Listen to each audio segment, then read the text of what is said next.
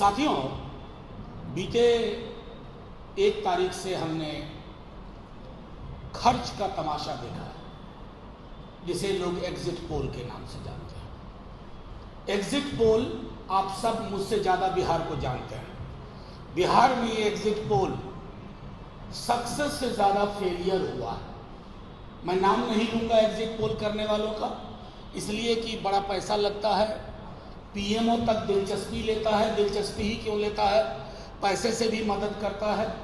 और जाहिर है खर्च का ये उत्सव अगर किसी ने तय किया है तो उसको मुबारक, क्योंकि इससे बाजार भी जुड़ा हुआ है। कुछ लोगों ने इस नकली एग्जिट पोल के नाम पर करोड़ों अरबों कमा लिए होंगे। उनकी कमाई से हमारा कोई विरोध नहीं, आप प्रसन्न रहिए। 4 जून की दोपहर 12 बजे तक आपको प्रसन्न रहने का अधिकार है, आप प्रसन्न रहिए। आज हम सब, कल दिल्ली में आज हम सब चुनाव आयोग के पास गए थे। हमने चुनाव आयोग से ये दरखास्त की है, और वो दरखास्त साक्ष्य के आधार पर की है कि पोस्टल बैलेट को लेकर के हमें 2020 वाले फरेब की अगर संभावना कहीं दिखी, आहट भी दिखी, तो प्रतिकार इस बार 20 वाला नहीं होगा। प्रतिकार उसी अंदाज में होगा और ऐसा होगा जिसके पीछे बिहार की जनता खड़ी होगी हमारे साथ, क्योंकि पोस्टल बैलेट बड़ी संख्या में आया है। और आप सब जानते हैं पोस्टल बैलेट किनका होता है। वो उनका होता है जो बदलाव महसूस कर पाते हैं या बदलाव चाहते हैं। आपने 2020 की विधानसभा में देखा था पोस्टल बैलेट का, और कैसे, मैं बार बार कह रहा हूं कि स्मरण रहे, पूरे देश में शक्ति सिंह यादव उदाहरण बन गए थे कि कैसे बेईमानी से हराया जाता है।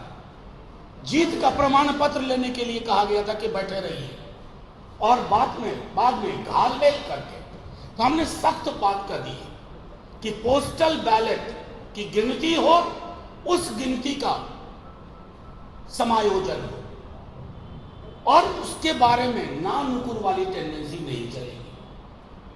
हर चरण की मतगणना के बाद जब तक वो सारे कैंडिडेट को सेटिस्फाई ना कर पाए, अब मैं दोबारा दोहरा रहा हूं, हर चरण की, मान लीजिए किसी क्षेत्र में 22 राउंड होना है, 1 राउंड मतगणना हुई, सारे कैंडिडेट के आंकड़े जब तक अपलोड ना हो जाए, सबकी संतुष्टि से ना हो जाए, तब तक दूसरे चरण की मतगणना में प्रवेश नहीं करना। फिर दूसरा चरण हो जाए और उसी प्रक्रिया के अधीन हो तो फिर तीसरे चरण में जाना है। कहीं भी 17C फॉर्म आप सब जानते हैं, कई कैंडिडेट्स को 17C फॉर्म नहीं दिया गया। ये बात हमने चुनाव आयोग में भी कही है कि नहीं दिया गया 17C।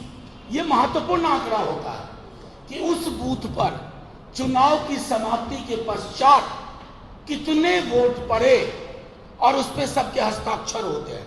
उससे ज्यादा प्रामाणिक कुछ भी नहीं होता। अगर वो प्रामाणिक दस्तावेज उपलब्ध नहीं कराया गया है हजारों बूथों पर, तो जब मतगणना शुरू हो, स्ट्रांग रूम से कंट्रोल यूनिट और बैलेट यूनिट को बाहर लाया जाए। या तो आप उसकी तस्वीर खींचने की इजाजत दीजिए, या उस वक्त आप वो फॉर्म प्रपत्र मुहैया कराइए कि बूथ नंबर 1 पर 883 वोट गिरे, शाम 6:30 सबके हस्ताक्षर हो, वो कॉपी आप फोटोकॉपी उसकी उपलब्ध कराइए। उसकी क्यों आवश्यकता होगी? उसकी आवश्यकता इसलिए होगी कि जब डिस्प्ले होगा रिजल्ट का, तो अगर आप देखें कि बूथ पर 883 वोट गिरे लेकिन ईवीएम में 918 वोट आ रहा है, तो यह त्रुटि है, यह विसंगति है। इस विसंगति को दूर करने के लिए फौरी तौर पर कार्रवाई की जाए। कंट्रोल यूनिट, बैलेट यूनिट की सील में कहीं कोई दिक्कत है, तो आप उम्मीदवार की बातों को ध्यान में रखते हुए तुरंत पहल कदमी लीजिए। ये मैं आज के प्रेस कॉन्फ्रेंस के माध्यम से तमाम डिस्ट्रिक्ट मजिस्ट्रेट से, ऑब्जर्वर साहिबान से, साहब से ये कहना चाहता हूं कि इस बार अगर किसी भी प्रकार की गुंजाइश रखी आपने धोखाधड़ी की, चाहे किसी भी बड़े आदमी का फोन आया हो आपके पास, किसी भी बड़े आदमी का फोन आया हो, तो सबसे बड़ा फोन जनता के पास है। वो सारे फोन पलट देती है, तोड़ देती है। ये ध्यान में रहे। हम चाहते नहीं, आप एक एक चीज रूल बुक के हिसाब से करिए।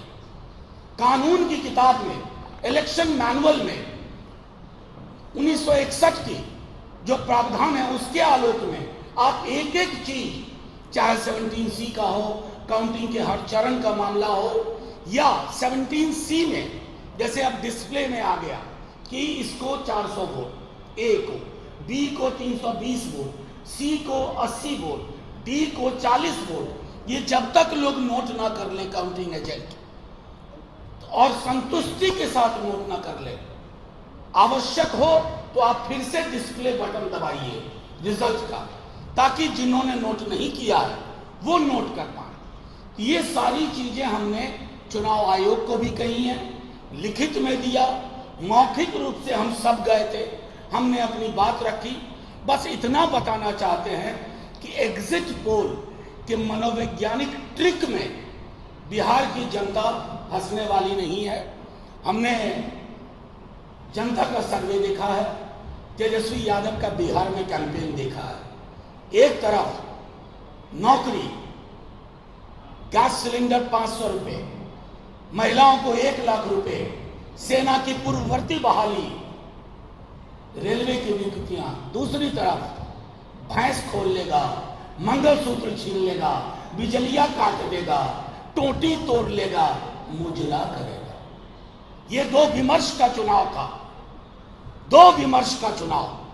और बिहार की जेपी कर्पूरी वाली जनता तेजस्वी यादव के नेतृत्व में, जो पूरे महागठबंधन ने, लेफ्ट पार्टीज ने, वीआईपी ने, कांग्रेस ने, आरजेडी ने जो कैंपेन लॉन्च किया, उस कैंपेन के आधार पर मिनिमम, हमारे साथी शक्ति जी तो आगे, मिनिमम 25+ सीट हम जीतने जा रहे हैं। और ये आपको कल दोपहर तक पता चल जाएगा।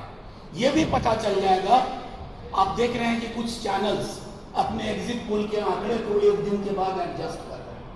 ये एडजस्टमेंट क्यों हो रहा है? वो धीरे धीरे हो सकता है शाम तक और एडजस्ट हो, और कल तो पूरा एडजस्ट हो जाएगा जब आंकड़े आ जाएंगे। इस 3 दिन में जिसको पैसे कमाने थे कमा चुका, जिनको गंवाने थे गंवा चुका, और पीएमओ 3 दिन तक प्रसन्न रहे। आखिर में फिर यही कहूंगा आपके माध्यम से, तमाम जो लोग जो काउंटिंग के रिस्पॉन्सिबल अथॉरिटी हैं, जो रिटर्निंग ऑफिसर हैं, ऑब्जर्वर्स हैं, उन सब से, AROs हैं, उन सब से आग्रह है। कल सुप्रीम कोर्ट इलेक्शन कमीशन का वो भी आ गया। कई जगह शिकायत मिल रही थी कि ARO के टेबल पर काउंटिंग एजेंट नहीं देंगे। हमने वो लड़ाई भी जीती है। हर जगह काउंटिंग एजेंट होगा, हर जगह। और जब तक संतुष्ट ना हो जाए गिनती को, तब तक बात आगे नहीं बढ़ेगी। तो तमाम लोगों से फिर अपील करता हूं, DM साहब से, ARO सबसे, गिनती में घालमेल की कोशिश मत करिएगा, क्योंकि चीजें फिर हमारे हाथ में नहीं रहेगी। जनता तैयार बैठी हुई है, जनता तय करेगी क्या करना है, प्रतिकार का स्वरूप क्या होगा।